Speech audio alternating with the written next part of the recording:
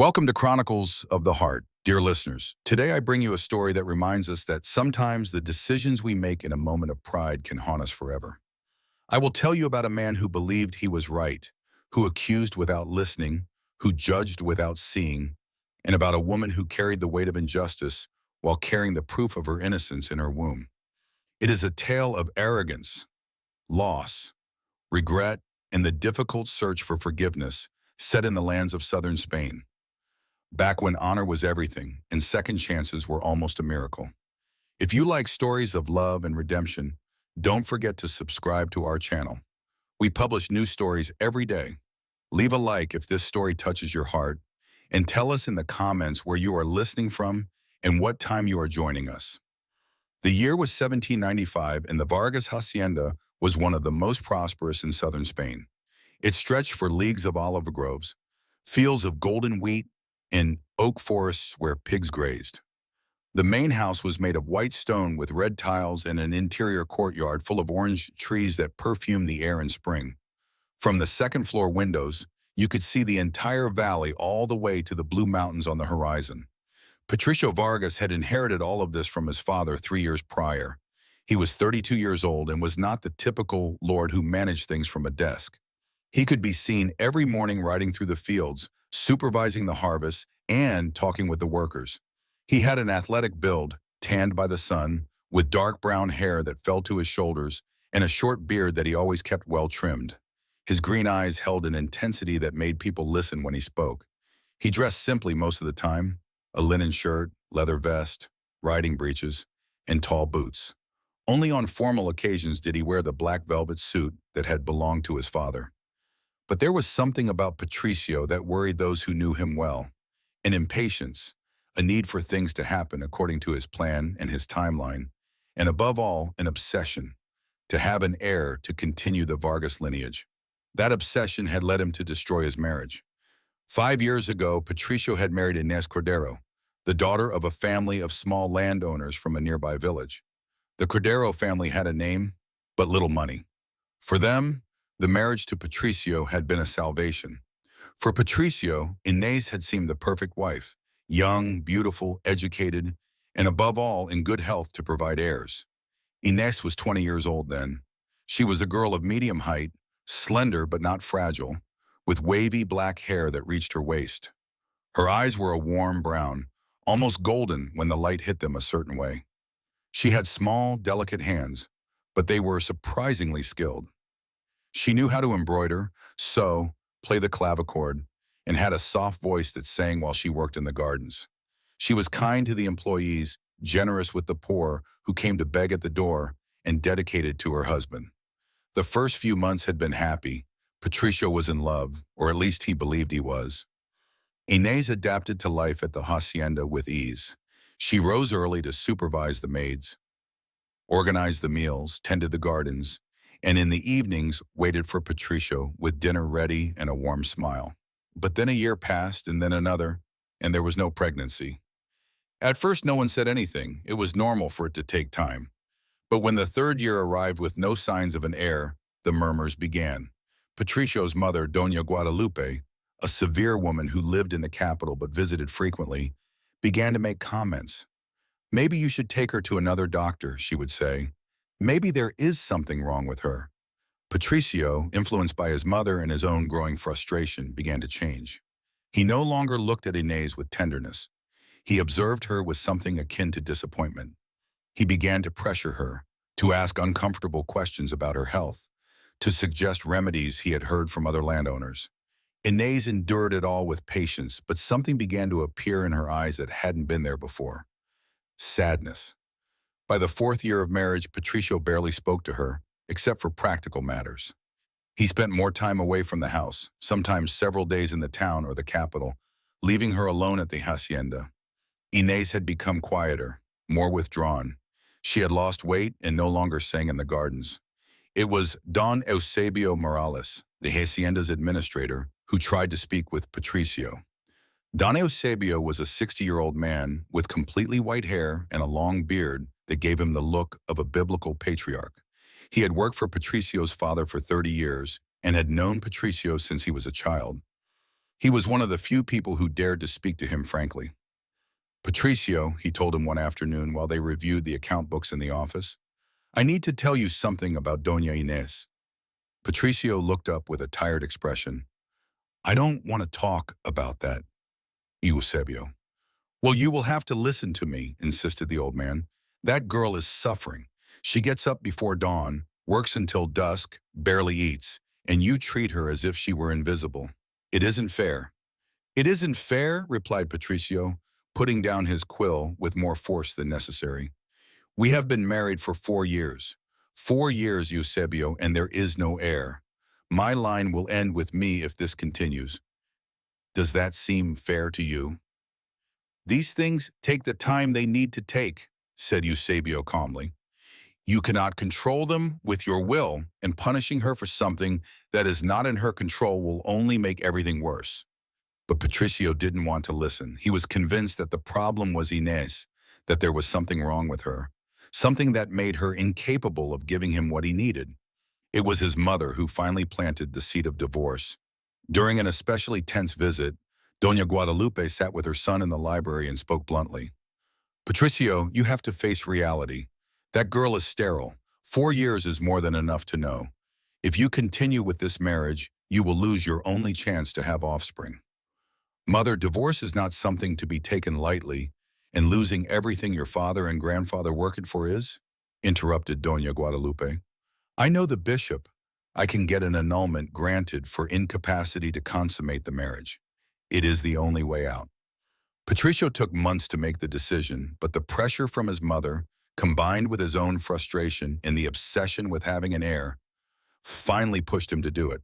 He hired a lawyer, spoke with the bishop, and filed the necessary papers. Inés found out when the village priest arrived at the hacienda with the documents. She was in the garden pruning the rose bushes when Father Tomas called her. Patricio didn't even have the courage to tell her personally. He sent the priest to do his dirty work. Inés read the papers with trembling hands. Then she looked at Father Tomas with eyes full of tears. Incapacity to consummate? She whispered. That is what it says, said Father Tomas. A kind man who had known Inés since she arrived at the hacienda, he couldn't hold her gaze. I am sorry, child. Mr. Patricio believes it is for the best. For the best, repeated Inés, and her voice broke. For the best for whom? That night, Inés tried to speak with Patricio. She waited for him in his room with the divorce papers in her hands. When he entered past midnight, he was surprised to see her there. Inés, you shouldn't be here. I need to speak with you, she said, standing up. Please, Patricio, listen to me.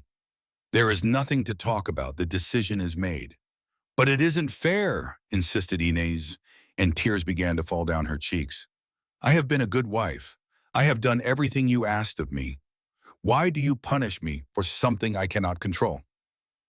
I am not punishing you, said Patricio, though his voice sounded hollow. I am just being practical. I need an heir. You cannot give me one. That is all. That is all, repeated Inés with disbelief. 5 years of marriage are reduced to that? Do I mean nothing else to you?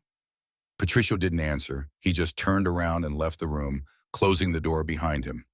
The divorce was granted 2 months later. Inés's family received part of the dowry back, but it was a miserable amount compared to what they had originally given. Inés had to pack her belongings into 2 trunks. They didn't allow her to take anything from the hacienda except her clothes and some personal items. The day she left, Don Eusebio was the only one who said goodbye to her. He found her in the courtyard waiting for the cart that would take her back to her family's village. Her eyes were red from crying so much, but her expression was one of unbreakable dignity. Doña Inés, said Eusebio, taking her hands in his, I deeply regret what is happening. This is not right. Thank you, Don Eusebio, replied Inés with a trembling voice. You were always kind to me. If you ever need anything, anything at all, send me word, said the old man. No matter what has happened, you deserve help. Inés nodded, unable to speak. Then she climbed onto the cart with the help of the driver, and as she moved away down the dirt road, she looked back one last time. Patricio was at the window of his office, watching. When their eyes met, he stepped away from the window and closed the curtain. Inez returned to her family in the village of San Martin, a 2-hour journey from the hacienda. The village was small, with barely 50 houses huddled around a dirt square where the church stood. The Cordero house was modest, a single story with adobe walls and a thatched roof. Her father, Don Ramiro, her mother, Doña Beatriz, and her younger brother, Tomas, lived there. The reception was cold. Don Ramiro, a man with a face hardened by years of working in the fields, barely looked at her when she arrived. "So you returned." That was all he said. Doña Beatriz was more devastated than angry. She had placed all her hopes on Inés's marriage to Patricio. It was their chance to escape poverty, to have security in their old and now everything had collapsed. "What are we going to do with you?" asked her mother through tears. "You are a divorced woman. No one will want you now. You will be a burden to us for the rest of your life." Inés didn't answer. She just went to the small room she had shared with her brother as a child and cried until she fell asleep. The following days were a whirlwind of shame and rejection. The women of the village whispered when Inés passed. The children pointed at her. Father Tomas, who had brought the divorce papers, tried to console her, but his words sounded empty. Inés tried to help in the house, doing the chores her mother assigned her, but Doña Beatriz treated her with resentment. "If you had done a better job as a wife, none of this would have happened," she would tell her. It was during the 3rd week after her return when Inés began to notice the symptoms: nausea in the mornings, a tiredness she couldn't explain, and then the absence of her monthly cycle. At first, she didn't want to believe it. It couldn't be. After 4 years without conceiving, right now that she was no longer married, but the symptoms continued. She waited another month to be sure, and then another. By the time she had absolute certainty, 3 months had passed since the divorce. She was pregnant, and the child was Patricio's, conceived in the final weeks before the papers were signed. Inés sat in her room for hours with her hands on her still flat belly, not knowing what to do. Should she tell Patricio? Would it change anything? He had expelled her, accusing her of being unable to have children. Now she carried the proof that he had been wrong all along. She borrowed paper and a quill from the parish and wrote a letter. It took her hours to find the right words. She told him about the pregnancy, begged him to reconsider. She told him there was still time to fix things. She signed the letter with a trembling hand and gave it to the postman who passed through the village once a week. But the answer never came. What Inés didn't know was that Patricio never opened that letter. When he received it days after she sent it, he saw Inés's name in the corner and threw it into the fireplace without reading it. "I don't want to know anything more about her," he told Don Eusebio, who had been present. The old administrator had tried to convince him to read it, but Patricio refused flatly. Inés waited weeks for an answer. When she understood it wouldn't come, something broke inside of her. Patricio didn't want to know anything about her. He hadn't even had the courtesy to read her words. When her family found out about the pregnancy, the situation worsened drastically. Don Ramiro went into a fury. "You have dishonored us," he shouted. "First the divorce and now this. Whose bastard is that? Some lover you had while you were married? Is that why Patricio divorced you?" "No," cried Inés. "It is Patricio's son. We conceived him before the divorce. I told him, but he doesn't want to listen to me." But her father didn't believe her. He was convinced that Inés had committed adultery, and that was the real reason for the divorce. Doña Beatriz, destroyed by shame, could barely look at her daughter. "You cannot stay here," said her father finally. "I will not allow you to bring more dishonor to this family. You can stay until the child is born, but afterwards, you will have to leave." Inés had nowhere to go, no money, no friends in the village willing to help a pregnant divorcee. She was completely alone. The months that followed were the darkest of her life. Her belly grew, and with it grew the rejection of her family and the village. Her mother gave her leftover food, barely enough to survive. Her brother Tomas, the only one who showed some compassion, brought her bread in secret when he could. By the 5th month of pregnancy, Inés understood she had to find a way to support herself. Her father had made it clear he wouldn't support her after the birth. She needed money, even if it was a minimal amount. It was then that she began to cut firewood. There was a forest on the outskirts of the village where fallen trees could be gathered freely. Inés walked there every morning with an old axe her brother had given her and cut branches and small logs. Then she loaded them into a bundle on her back and carried them back to the village to sell. Some families bought firewood from her out of compassion, others out of pity, and others simply because it was cheap. The work was exhausting.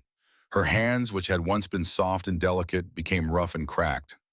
Her back ached constantly from the weight of the wood and the pregnancy, but she had no choice. It was that or starve to death. By the 8th month of pregnancy, Ines was unrecognizable.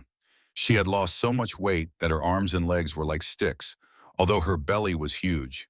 Her face was gaunt, with deep dark circles under her eyes. Her hair, which had once been her pride, now hung dull and tangled. Her dress, the only one she had left that still fit, was dirty and torn in several places.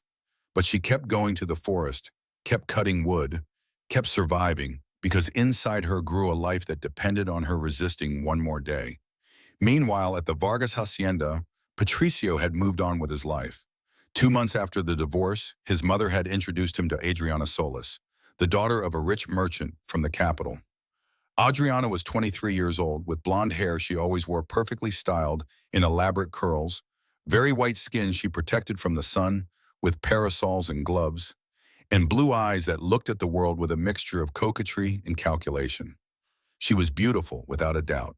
She dressed in the latest styles from the capital: silk dresses with imported lace, delicate jewelry, satin shoes. She spoke 3 languages, played the piano skillfully, and knew exactly what to say to flatter the male ego. Patricio felt attracted immediately. Adriana represented everything Ines hadn't been: sophisticated, from a prosperous family, connected to high society, and above all, young and healthy, capable, without a doubt, of giving him the airs he needed. The courtship was quick. Adriana accepted his attentions with calculated enthusiasm. Her father, Don Aurelio Solis, saw in Patricio exactly what he was looking for: a prosperous landowner with extensive lands that could complement his commercial businesses. A prenuptial agreement was signed, a tentative date was set for the wedding, and Adriana began to visit the hacienda frequently. Don Eusebio observed everything with growing concern. Adriana was polite to him when Patricio was present, but when the landowner wasn't looking, she treated the employees with barely disguised contempt. She spoke to the maids as if they were less than human. She complained constantly that the hacienda was too rustic and needed major renovations to be up to her standards. One afternoon, Don Eusebio tried to warn Patricio. "That girl is not what she seems," he told him while they rode through the olive groves. "What do you mean?" asked Patricio with irritation. "I mean, she only sees your money and your position. She doesn't see you, and she certainly won't see this hacienda as anything more than a source of income." "You are being unfair, Eusebio. Adriana is a woman of the capital, educated and refined. Of course, she has different standards." "Doña Inés was also educated," said Eusebio quietly, "and she never treated anyone with the cruelty I see in that girl's eyes." Patricio gripped the reins tightly. "Do not mention that name in my presence again." Eusebio fell silent, but his expression said more than 1,000 words. It was a day in late September when the encounter that would change everything happened. Patricio had traveled to the capital to meet with Adriana's father and finalize some details of the prenuptial contracts. The meeting had gone well, and both Don Aurelio and Adriana insisted that Patricio stay for dinner. The dinner was elaborate, with several courses served by uniformed employees in a dining room that made the haciendas look modest. They talked of business, politics, the latest news from the court. Adriana played the piano after dinner, interpreting complicated pieces with perfect technical precision. At the end of the night, when Patricio was preparing to leave, Adriana asked him to take her to the hacienda the next day.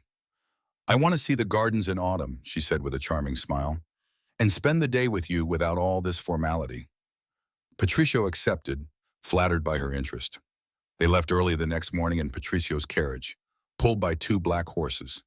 The day was beautiful, with a clear sky and a fresh breeze announcing the change of season. Adriana was dressed in an emerald green riding habit with a hat adorned with feathers that must have cost more than a worker's monthly salary. They talked animatedly as the carriage advanced along the road leading to the hacienda.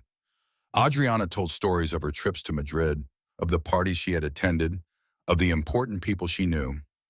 Patricio listened to her, enjoying her company, feeling lucky to have found someone like her after the failure of his first marriage. It was when they were approximately 3 leagues from the hacienda that Patricio saw something that made him tense the reins instinctively. On the side of the road, where the forest approached the highway, there was a figure. A woman was standing with her back to them, crouched next to a pile of firewood, trying to tie it into a bundle.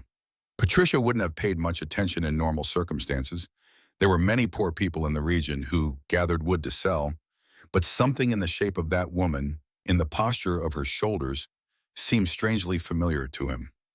The carriage got closer, and then the woman turned around. Patricio felt as if he had been hit in the chest with a hammer. It was Ines. Thank you very much for listening this far. If you are still with us, comment the word heart so we know you reached this point in the story. But it wasn't the Ines he remembered. This woman was a specter, a shadow of the person he had known. She was so thin that the bones of her cheeks and collarbones were visible through her pale skin. Her black hair hung in lifeless strands around her gaunt face. Her hands were red and cracked, with blisters visible even from a distance. The dress she wore was little more than a rag, torn at the shoulder and dirty with soil and resin. And her belly was huge, grotesquely swollen in contrast to the rest of her skeletal body. She was pregnant, very pregnant. Patricio pulled the reins so sharply that the horses neighed. The carriage stopped abruptly. "What is happening?" asked Adriana, annoyed by the jolt. Patricio didn't answer. He couldn't. He was staring fixedly at Ines, who in turn had recognized him. Their eyes met for a moment that seemed eternal. In Ines's eyes there was pain, shame, and something else Patricio couldn't identify. Accusation? Plea? Ines looked away first, turned quickly trying to hide her face, and crouched down again next to the wood as if they hadn't been there. "Patricio, what is wrong?" insisted Adriana, following his gaze. When she saw Ines, her expression changed to one of barely disguised disgust. "Oh, one of those poor creatures who let themselves get pregnant without a husband. How shameful. We should keep going. The place smells of misery." Her words were like a lash to Patricio, but he still couldn't move. He was making frantic mental calculations. If Ines was 8 months pregnant, maybe more, that meant she had conceived. His blood ran cold. She had conceived before the divorce, or just before. The child was his. It had to be his. "Patricio," said Adriana with impatience, touching his arm. "Let's go. This scene is depressing." Patricio shook the reins almost mechanically, and the carriage began to move again. But he didn't stop looking back. He saw how Ines finally managed to tie the bundle of wood and loaded it onto her back with visible effort. He saw how her legs trembled under the weight. He saw her begin to walk slowly down the road, moving away from the forest, every step seeming to require all her willpower. And then she disappeared from his sight, hidden by a curve in the road. The rest of the journey to the hacienda was in silence. Adriana tried to restart the conversation several times, but Patricio answered with monosyllables. His mind was a whirlwind. Why hadn't Ines told him she was pregnant? Why was she in that horrible situation, carrying wood like a beast of burden when she should be? And then he remembered the letter. The letter he had thrown into the fire without reading. His stomach turned. When they arrived at the hacienda, Patricio excused his behavior, saying he felt unwell. He left Adriana in the hands of the maids to show her the gardens and went straight to find Don Eusebio.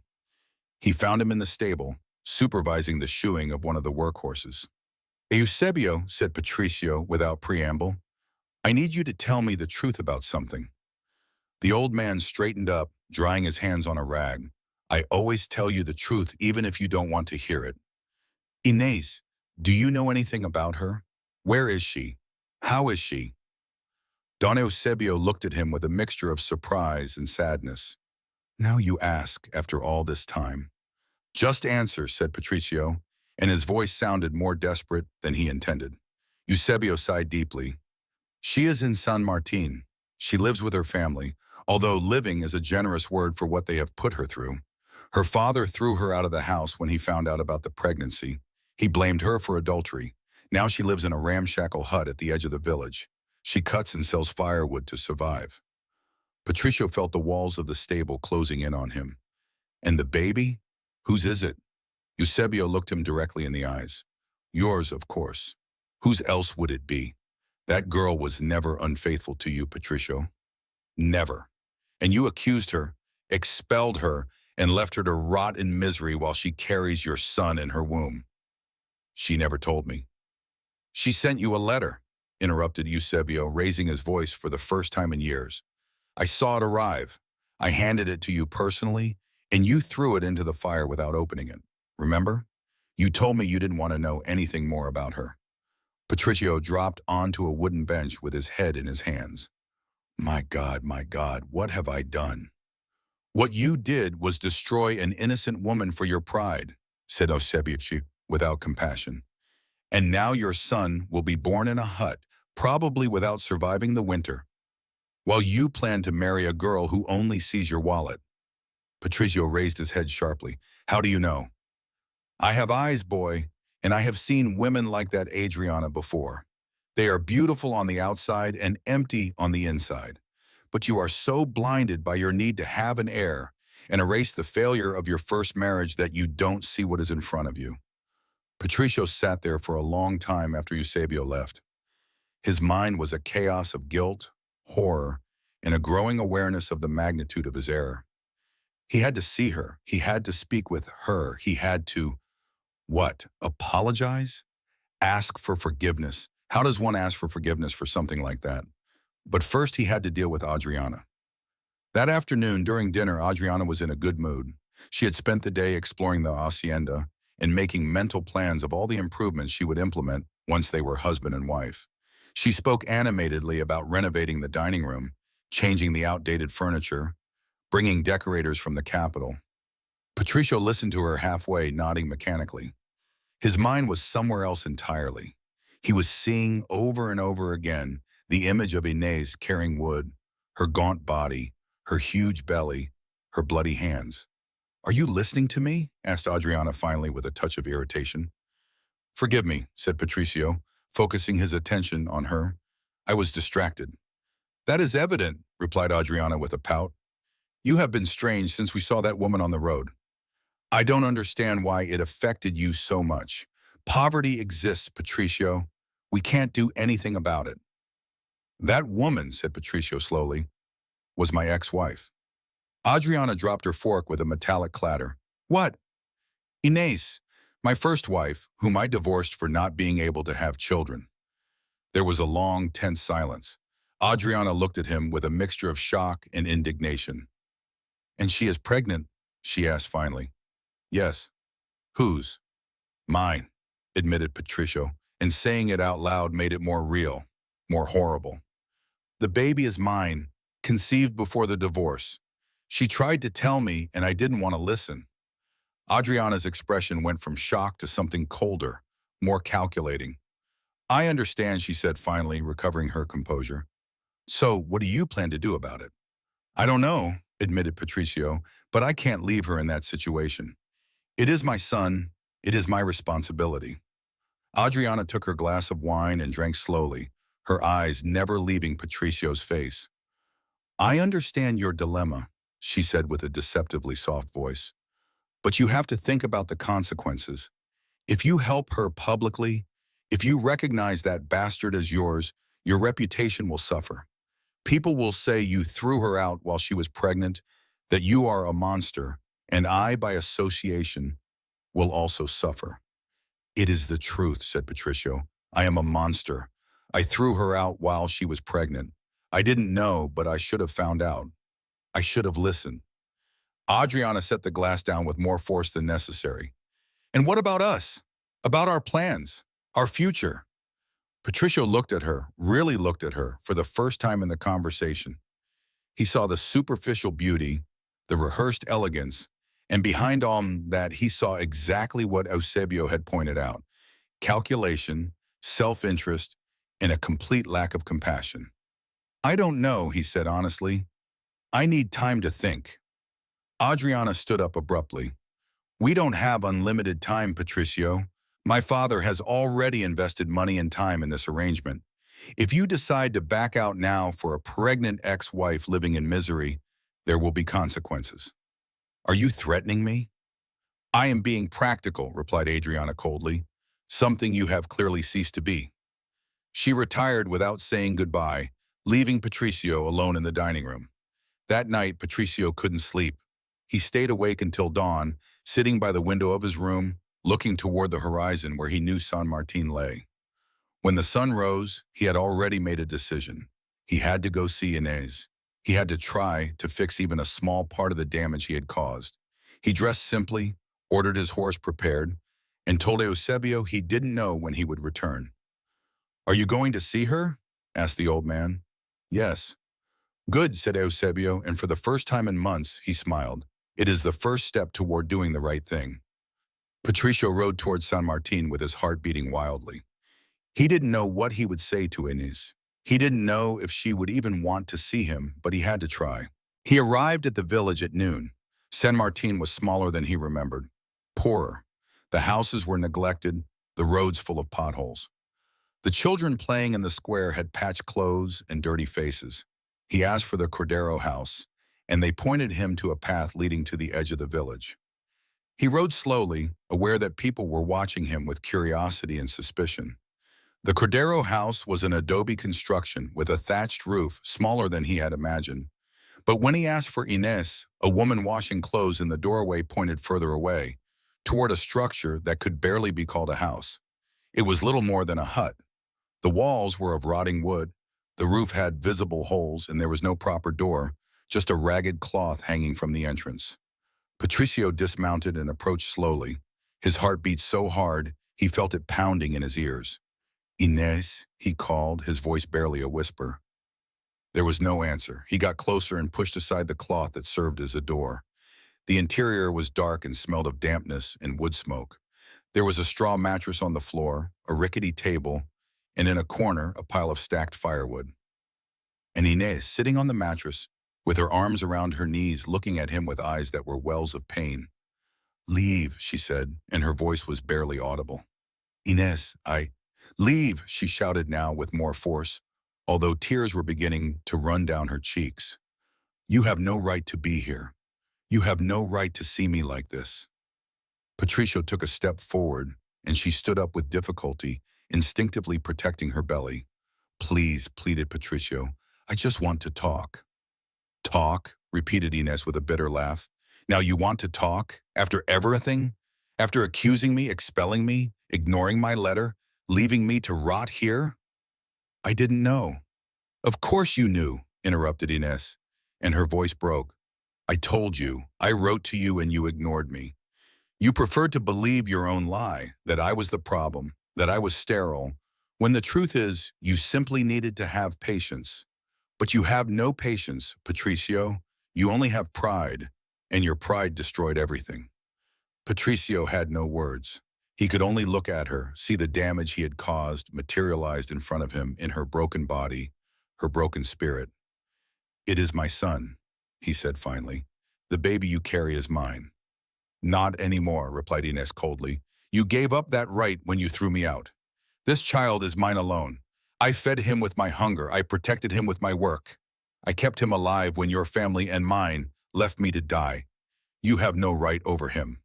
"Inez, please, get out of here," she screamed, pointing to the entrance with a trembling hand. "Go back to your elegant new woman and leave me alone. I don't want your pity. I don't want your money. I don't want anything from you. You already took everything that mattered. Just let me have this last thing, this son, without your shadow over us." Patricio wanted to say something else, but the words stuck in his throat. He saw the determination in Inez's eyes, mixed with a pain so deep it pierced him like a sword. He turned around and left the hut without saying anything more. He mounted his horse and rode back to the hacienda, but his thoughts remained in that miserable hut with that broken woman who had once been his wife. When Patricio arrived at the hacienda, it was mid-afternoon. Adriana was waiting for him in the living room with an impatient expression. "Where were you?" she asked without preamble. "I've been waiting for hours." "I went to San Martin," replied Patricio, dropping into an armchair. He was exhausted physically and emotionally. "To see her?" asked Adriana with an accusatory tone. "Yes." And Patricio looked at her, and for the first time he clearly saw the difference between her and Ines. Adriana was beautiful, yes, but it was a cold beauty, calculated, without depth. Ines, even destroyed by hunger and work, had a dignity and strength that Adriana could never understand. "I cannot marry you," said Patricio simply. Adriana went pale. "What? I cannot marry you," repeated Patricio more firmly. "It wouldn't be fair to either of us. You deserve someone who loves you completely, and I need to fix the disaster I made before I can think of a future with anyone else." "This is ridiculous," said Adriana, standing up abruptly. "You are going to throw everything away for that woman who lives like a beggar?" "That woman was my wife, and she carries my son. A son who exists because I was wrong about everything. Yes, I am going to do what I can for her, even if she rejects me, even if she hates me. It is the least I can do." Adriana looked at him with a mixture of disbelief and fury. "My father will make you pay for this. We have invested time, money, reputation in this engagement. You cannot simply back out." "Let him make me pay," said Patricio wearily. "I don't care anymore. I have paid a much higher price for my stupidity." Adriana left that same afternoon in a carriage Patricio ordered prepared. There were no cordial goodbyes. She departed with tears of rage, threatening consequences that Patricio barely heard. When she left, the hacienda fell into a strange silence. Don Eusebio found Patricio in the office looking out the window. "You did the right thing," said the old man. "I don't know if the right thing exists anymore," replied Patricio. "I only know I couldn't keep lying. But Ines doesn't want to see me. She doesn't want my help, and I don't blame her." "Give her time," advised Eusebio. "The wounds you caused are deep. They won't heal in a day. And if they never heal?" Eusebio had no answer for that. The following days were of agonizing monotony for Patricio. He worked in the fields from dawn to dusk, exhausting himself physically so he wouldn't have to think. But the nights were impossible. Every time he closed his eyes, he saw Inés in that hut with her huge belly and bloody hands. He sent Eusebio to San Martin with money for her, but Inés rejected it. He sent food, blankets, cut firewood. Everything was returned. He sent a letter asking for forgiveness, explaining that he wanted to be responsible for his son. The letter was returned unopened. Inés had built an impenetrable wall around herself, and Patricio didn't know how to get through it. Weeks passed, October gave way to November, and with it came the cold. The nights were freezing, and Patricio couldn't stop thinking about Inés, in that hut without a proper door, without adequate heating, about to give birth at any moment. He asked Eusebio to keep a discreet watch on her, to inform him immediately if there was any sign that labor was starting. Eusebio, although he understood the intention, warned him that Inés might see that as an invasion. "I don't care," said Patricio. "If something happens to her or the baby because I wasn't there when they needed me, I won't be able to live with that." It was a night in mid-November when it happened. Patricio was in his office reviewing accounts he couldn't concentrate on reading when he heard a horse approaching at full speed. He went out to the courtyard and found one of the hacienda's farmhands, a young man named Miguel, who had been helping Eusebio watch the village. "Sir," gasped Miguel, jumping off the horse. "Don Eusebio sent me. It's Doña Inés. The birth started, and there are problems." Patricio didn't wait to hear more. He ran to the stable, saddled his horse faster than ever in his life, and galloped towards San Martin as if the devil were chasing him. The night was dark, moonless, and it was beginning to rain. The road became slippery under the horse's hooves, but Patricio didn't slow down.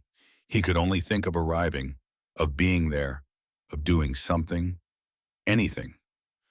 When he arrived at the village, he followed Miguel's directions to Inés's hut. There was light inside, several oil lamps creating dancing shadows on the walls. He could hear voices, and above them a moan of pain that froze his blood. He dismounted in a leap and entered without knocking.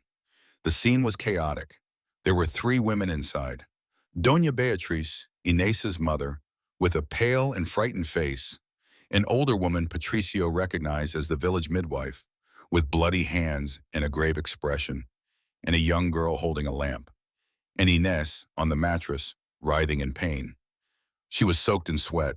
Her face was so pale she looked like a corpse, and her lips had a bluish tint. "What are you doing here?" shouted Doña Beatriz upon seeing him. "Get out! You have no right." Patricio ignored her completely. He knelt beside Inés, taking her hand. "I am here," he said, although he didn't know if she could hear him. "I am here, Inés." Inés's eyes opened briefly, clouded by pain and fever. For a moment, she seemed not to recognize him. Then, with a voice that was barely a hoarse whisper, she said, "Leave, I don't want you here." "I won't leave," replied Patricio firmly. "You can hate me, you can curse me, but I won't leave." The midwife, a woman of about 50 with gray hair and the expert hands of decades of experience, approached Patricio. "Sir," she said in a low voice, "the baby is badly positioned. I have tried everything I know, but I can't turn it, and she is too weak. She has lost a lot of blood. If I don't get help from a doctor soon, I will lose them both." Patricio felt the world stop. "Where is the nearest doctor?" "In the town, 2 hours away." "And with this storm, maybe more." Patricio stood up immediately. "I will go for him. Keep her alive until I return." He ran out into the rain that was now falling heavily. His horse was exhausted from the previous journey, but there was no choice. He mounted and galloped toward the town with a desperation bordering on madness. The storm worsened, the wind howled, the rain fell in sheets, and lightning illuminated the road in blinding flashes. The horse slipped several times in the mud, but Patricio kept it moving, talking to it, urging it to continue. He arrived at the town more than an hour later, soaked to the bone, shivering with cold. He found Dr. Ruiz's house, a middle-aged man who had attended the Vargas family on several occasions. He banged on the door with such force he thought he would break it. The doctor opened in a nightshirt with an expression of surprise and alarm upon seeing Patricio. "Don Patricio, what?" "I need you to come with me now. It is a complicated birth. The mother and baby will die if you don't come." "But the storm—" "I don't care about the storm," growled Patricio. "Either you come with me now, or you will answer to me for 2 deaths. Choose." Dr. Ruiz, seeing the desperation and determination in Patricio's eyes, didn't argue further. He dressed quickly, took his medical bag, and prepared his horse. The journey back was even worse. The storm reached its peak with thunder that rumbled like cannon fire and lightning that turned night into day for seconds. The horses fought against the wind and mud, but Patricio didn't allow them to stop. When they finally arrived at San Martin, almost 3 hours had passed since Patricio had left. 3 hours in which Inés had been fighting for her life and that of her son. They entered the hut, and Patricio felt his heart stop. Inés was no longer moaning. She was still, too still, with her eyes closed and a deathly white face. Blood soaked the mattress beneath her. "Is she—" He couldn't finish the question. "She is still breathing," said the midwife with a trembling voice. "But barely." Ruiz set to work immediately.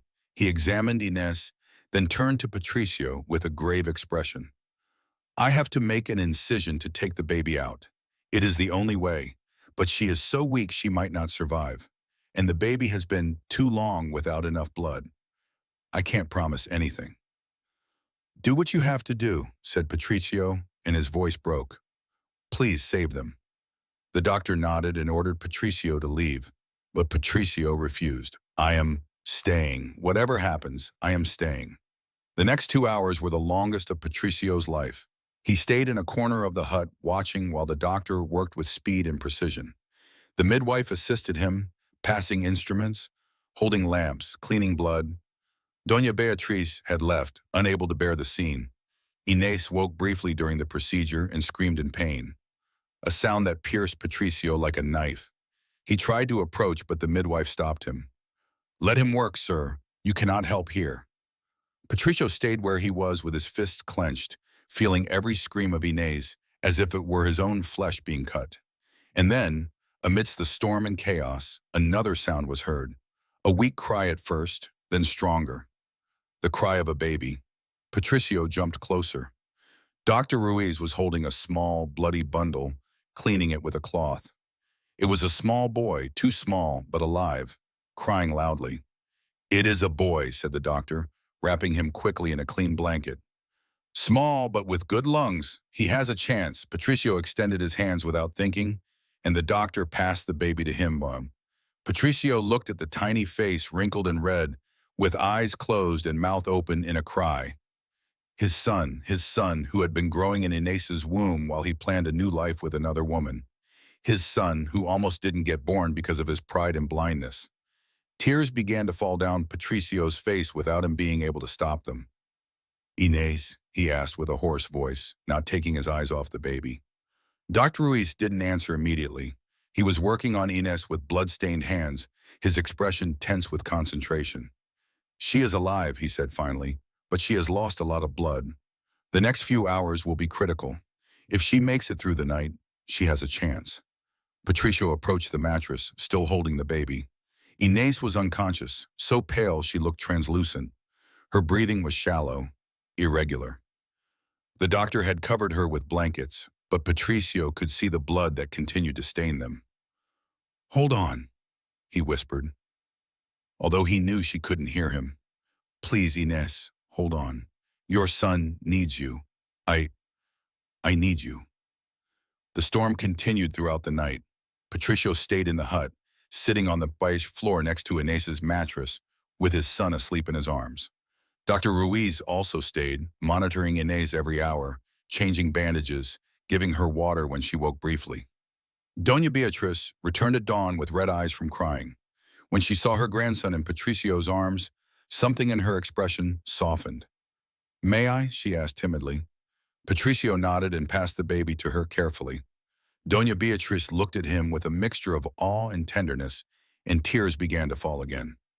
"He looks like her," she whispered. "He has her eyes." Patricio looked at the baby and saw it was true. Although they were still closed most of the time, when he opened them briefly, they were a golden brown like Inés's. Inés remained unconscious throughout the day. Her fever rose and fell. Sometimes she moaned in pain. Other times she was so still that Patricio had to get close to make sure she was still breathing. Dr. Ruiz explained that the next 3 days would be critical. If infection didn't set in, if her body could recover from the blood loss, then she had a chance. But it was a small chance. Patricio didn't move from her side. He sent a message to the hacienda with one of the farmhands, telling Eusebio to take charge of everything. He wouldn't return until he knew Inés would survive. During those 3 days, Patricio cared for Inés with a devotion that surprised everyone in the village. He cleaned her when she sweated from the fever. He gave her water with a spoon when she was semi-conscious. He talked to her, even though she couldn't answer, telling her about her son, about how strong he was, about how much he needed her. And when the baby cried from hunger, it was Patricio who found a wet nurse in the village, a young mother who had given birth weeks before and had enough milk for 2. It was Patricio who held his son while he fed, who rocked him when he cried, who changed the rags that served as diapers. Don Eusebio arrived on the second day bringing clean clothes, food, and money. When he saw the scene, Patricio, exhausted, unshaven, clothes stained with blood, holding a tiny baby while watching over an unconscious Inés, he simply nodded. "This is better," was all he said. On the 3rd day, Inés's fever finally broke. Her breathing became more regular. Color began to return slowly to her cheeks. Dr. Ruiz, who had come and gone several times, examined her and declared she had passed the worst moment. "She has survived," he said with evident relief. "She is stronger than I thought." Patricio felt a huge weight lift from his chest. He let himself fall next to the mattress, exhausted, with tears of relief running down his face. Inés woke up completely on the 4th day. She opened her eyes slowly, looking at the roof of the hut with confusion. Then her gaze moved and found Patricio asleep on the floor beside her, with his son curled up in his arms. During a long moment, she just observed him. She saw the stubble of several days on his face, the deep dark circles, the wrinkled and stained clothes. She saw how he held the baby with a tenderness she had never seen in him before. "Patricio," she whispered, and her voice was barely audible. Patricio woke immediately, as if he had been waiting for that sound. He sat up quickly, careful not to wake the baby. "Inés," he said, and his voice was full of an emotion he didn't try to hide. "Thank God, I thought I would lose you." "What are you doing here?" she asked, still confused. I have been here since the labor started, explained Patricio. I went for the doctor. He saved you. He saved you and our son. Inés looked at the baby in his arms, and tears began to fall. My baby. Is he okay? He is fine, assured Patricio, getting closer so she could see him better. He is small but strong, like his mother. Inés extended a trembling hand and touched the baby's cheek with a finger. The child moved in response, yawning. It is a boy, confirmed Patricio. Our son, Inés. She looked at him then, and in her eyes, there were so many emotions Patricio couldn't identify them all. Pain, confusion, caution, and something else that might have been hope. I don't understand, she whispered. Why are you here? Why do you care now? Patricio took a deep breath, knowing this was the moment of truth. Because I was blind, Inés, literally and metaphorically blind. I didn't see what I had in front of me. I didn't see your worth, your strength, your kindness. I only saw my own needs, my own impatience, my own pride. And when I finally opened my eyes, I saw you carrying wood on the road, pregnant with my son, destroyed by everything I had done to you. He paused, his voice breaking. I don't expect you to forgive me. I don't expect you to forget. What I did to you is unforgivable, but I want you to know that I will do everything in my power to fix, even if it's a fraction, the damage I caused. This child is my responsibility. You are my responsibility, and I will not fail you again. Inés closed her eyes, and tears kept falling. It hurts too much, she whispered. To trust again, to believe again. I don't know if I can. You don't have to do it now, said Patricio softly.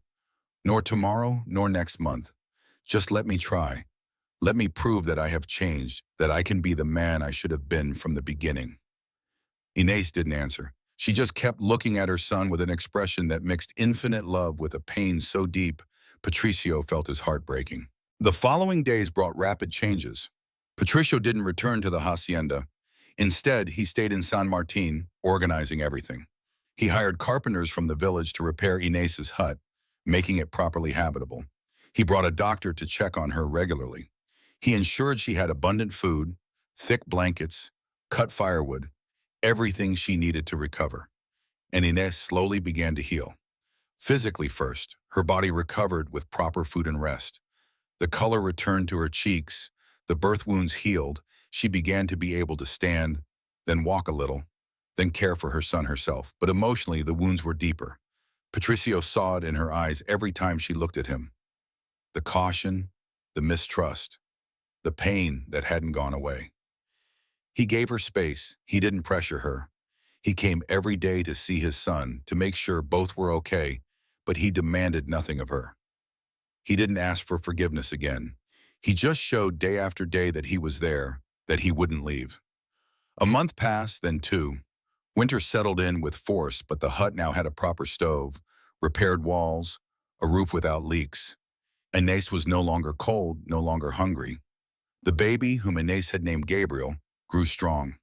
He was a child of good temperament, who cried little and slept well. He had his mother's eyes and the dark hair of both parents. Patricio spent hours simply watching him, marveling at every small gesture, every sound. It was in January when Inés finally spoke with Patricio from the heart. It was a cold afternoon, and Patricio had come as always, bringing provisions and spending time with Gabriel. He was about to leave when Inés called him. Patricio, wait! He turned, surprised. It was the first time in months she had initiated a conversation. Yes? Inés took a deep breath. I need to tell you something, and I need you to listen without interrupting. Patricio nodded, approaching but keeping a respectful distance. I have watched you these months, began Inés with a trembling but firm voice.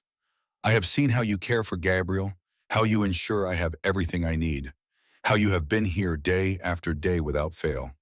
And I see that you have changed, or at least I see you are trying to change. She paused, looking at Gabriel sleeping in his makeshift crib. But I cannot forget.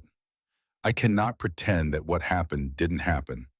You destroyed me, Patricio.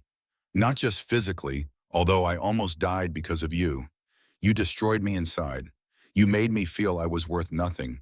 that I was a failure as a woman and as a wife, and that pain doesn't go away just because now you feel guilty. Patricio wanted to say something to defend his intention, but he forced himself to stay silent. He had promised to listen. But, continued Inez, and her voice softened slightly, I also see that the pain you caused me is destroying you too. I see the guilt in your eyes. I see how you barely sleep. I see how you look at Gabriel with so much love, it hurts. And I wonder if there is any way this can heal. Not go back to what it was, that is impossible. But maybe something new, something different. She looked up to look him directly in the eye. If we are going to try this, if we are going to give Gabriel a family, it has to be from zero. Not as husband and wife returning, but as two strangers getting to know each other again.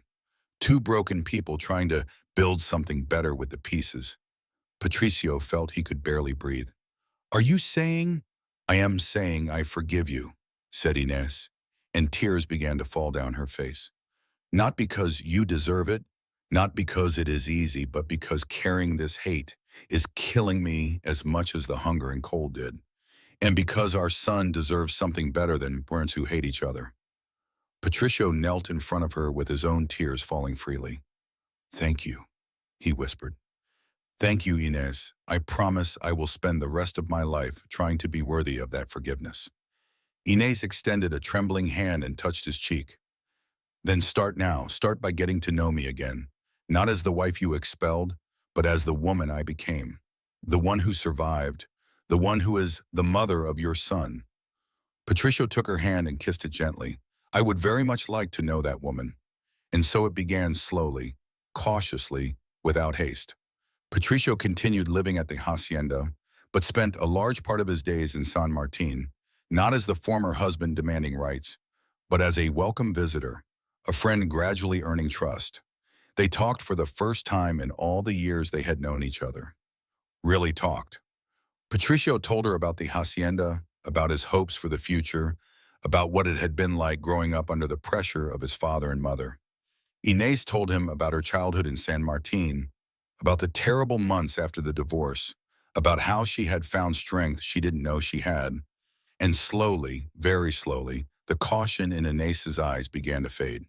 It was replaced first by comfort, then something akin to friendship, and finally, months later, something that could become love, but a different love than they had before, deeper, more conscious, forged in pain, and tempered by forgiveness.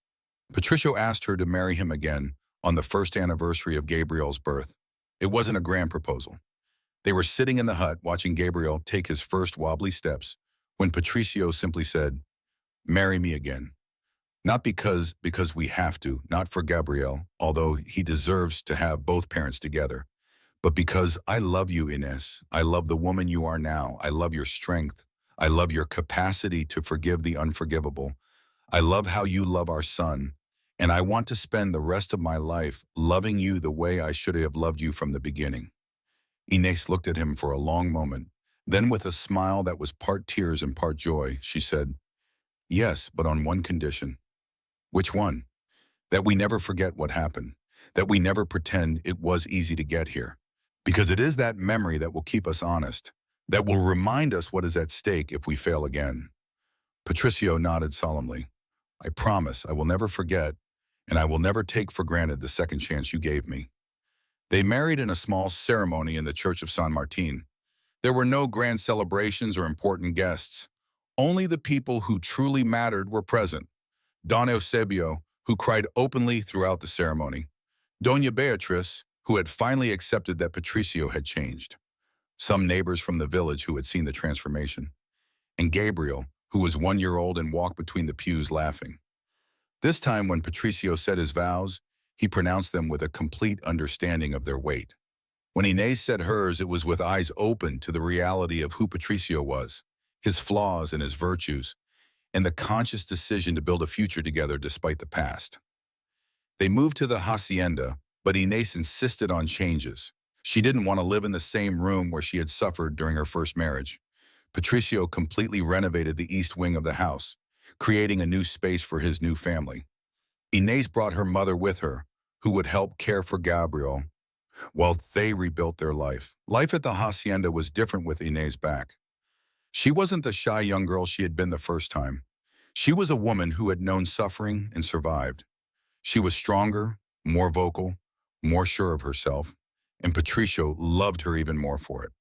They worked together on the hacienda. Inez proved to have a natural talent for administration, complementing Patricio's skills. Together they made changes, improved conditions for the workers, expanded operations. And when they argued, because of course they argued, they did it differently. There were no longer wounded prides or unspoken words. They talked, listened, and found solutions together. Gabriel grew up in that atmosphere of conscience and worked for love. And 2 years later, a second child arrived, a girl they named Marta, then another son and another daughter. Don Eusebio lived long enough to see all the children born before dying at 75 years old. He told Patricio, "You did the right thing, boy. In the end, you did the right thing, and that is what matters."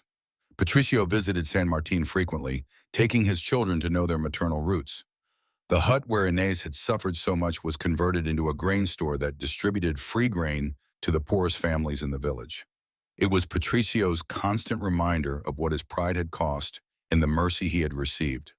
One night, years later, when Gabriel was already 8 years old and the other three children slept in their rooms, Patricio and Inez were sitting on the porch of the hacienda looking at the stars. "Do you ever regret it?" asked Patricio quietly. "Forgiving me? Coming back?" Inez considered the question carefully, as she always did. "Sometimes I wonder what my life would have been like if things had been different," she admitted. "If you had never thrown me out. If Gabriel had been born in this house surrounded by comfort from the beginning. But then I think about who we were then and who we are now." She looked at Patricio directly. "We were two people who married for the wrong reasons. You needed an heir. My family needed security.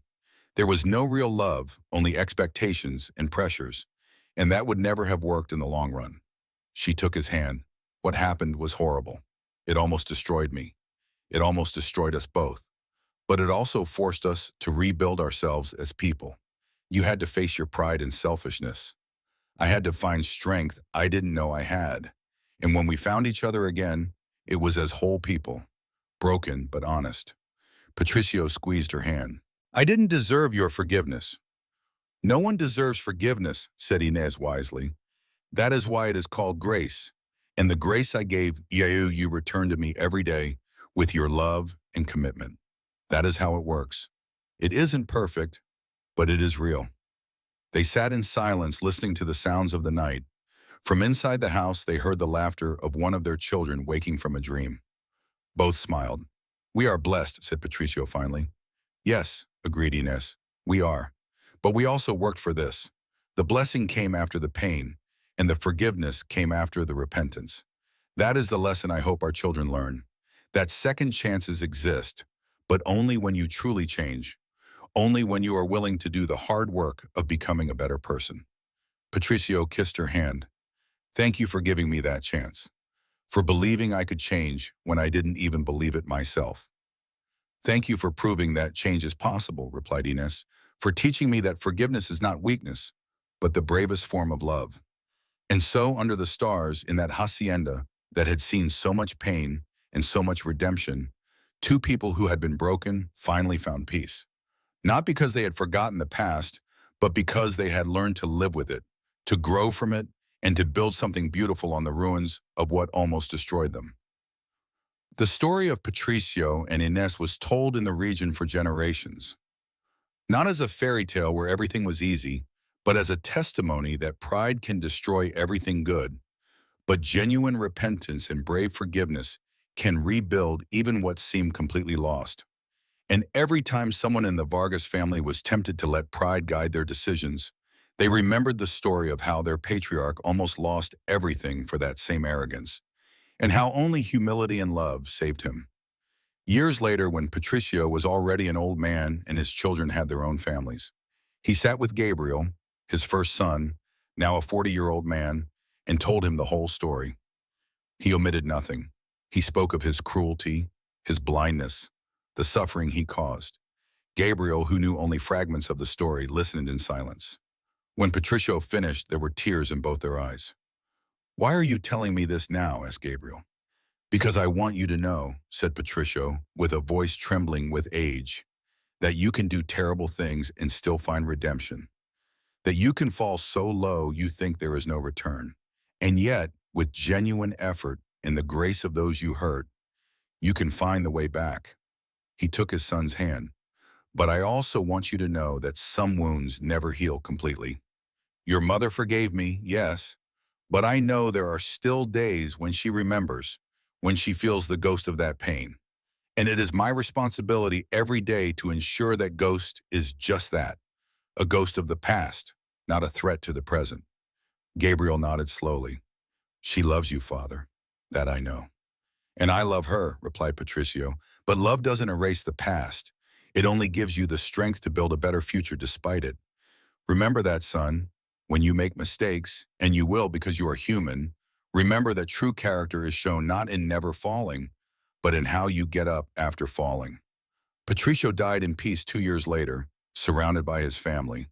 Ines was with him until the end, holding his hand, as he had held hers on that stormy night when Gabriel was born. His last words were for her.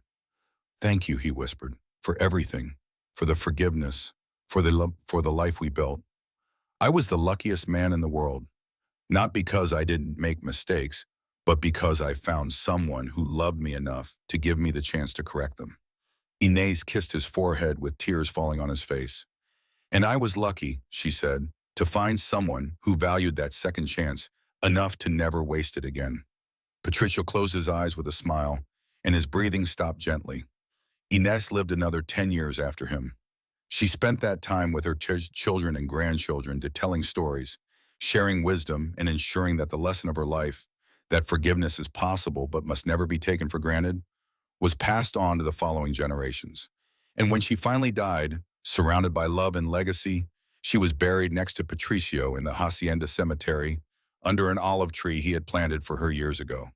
Her tombstone had a simple inscription: Inés Cordero de Vargas, beloved wife, mother, an example of grace. And Patricio's read, Patricio Vargas, husband, father, and testament that even the most lost can find the way back. And so the story of a man who rode with his new fiancée and saw his pregnant ex-wife carrying firewood, a moment that could have been just another chapter of cruelty and abandonment, became instead a story of redemption, forgiveness, and the transforming power of love that does not ignore the past, but uses it as a foundation to build something better.